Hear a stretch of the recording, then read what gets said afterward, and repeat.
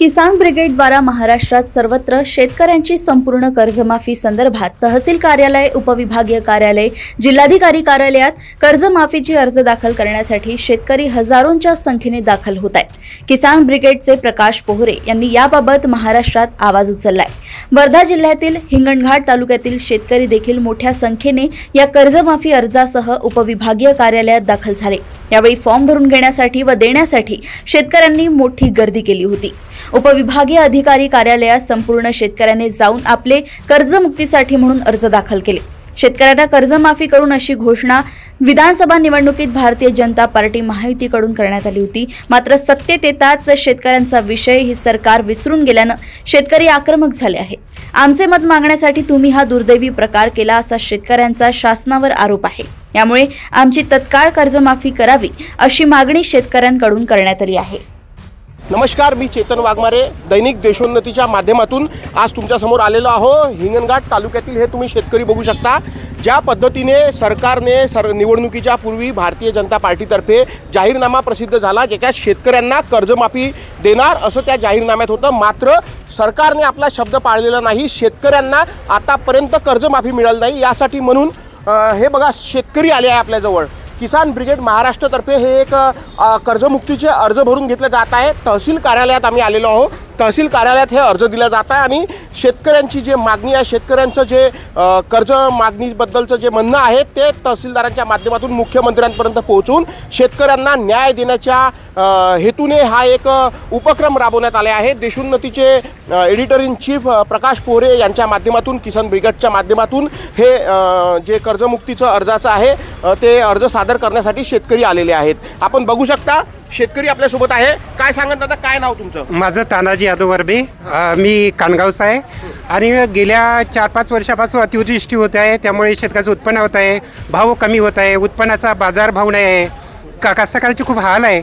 अशा योजनेमध्ये महाराष्ट्र सरकारने निवडणुकीच्या अगोदर जे आश्वासन दिलं ते आमचं पाळलेलं नाही। काही कर्जमुक्ती करणार आणि कोरा कागज नाही, निदान कर्ज 1.5 लाखापर्यंत माफ करणार अजून झालं नाही।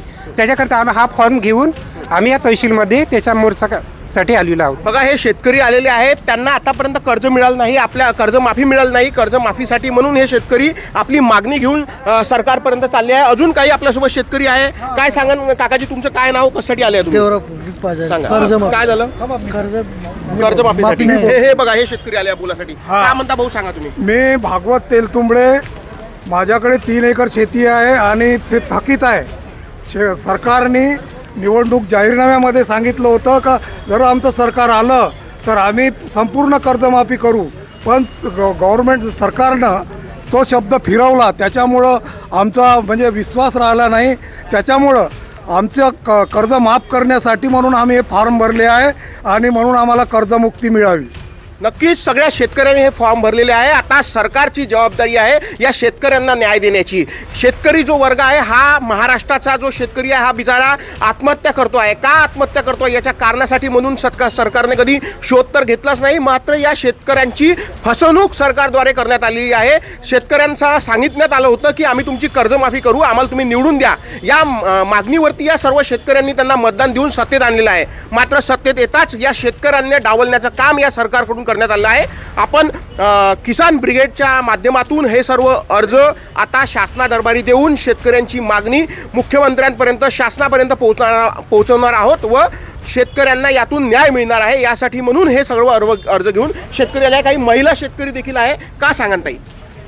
आमच्यावर 5 वर्ष झाले कर्ज आहे। माझ्या घरचा माणूस अपंग आहे आणि सगळे मिळून 7-12 आहे, 4 दिरा मिळून ती कर्ज देत नाही। त्याच्यानं थकीत असल्यामुळे माझी परिस्थिती देण्याची नाही आहे, म्हणून माफीच्या अर्जात मी दाखल आहे। हे बघा यांची परिस्थिती देण्याची नाही आहे। त्यांच्या घरी अपंग कुटुंब आहे। सरकारने कुठेतरी या शेतकऱ्यांचा विचार करावा। या शेतकऱ्यांची परिस्थिती अतिशय नाजूक बिकट आहे। या शेतकऱ्यांच्या बाजूनं सरकारने उभं राहावं। या महिला इतक्या दूर आल्या, एवढ्या उन्हातानात या सगळ्या महिला वगैरे हे सगळे शेतकरी आले आहे। हे बघा हे फोटो दाखवत आहे। बघा हे बघा यांच्या घरचे अपंग फोटो दाखवत आहे। आज त्यांच्याकडून येणं नाही झालं तर या स्वतः आल्या आहे। इतक्या वाईट परिस्थितीमध्ये हे शेतकरी राहत आहे। यासाठी म्हणून हा कर्जमाफीचा किसान ब्रिगेडद्वारे अर्ज भरून दिला जात आहे। सरकारला कुठेतरी जागवण्याचं काम केल्या जात आहे. पंकज कांबळेसह चेतन वाघमारे, देशोन्नती, हिंगणघाट.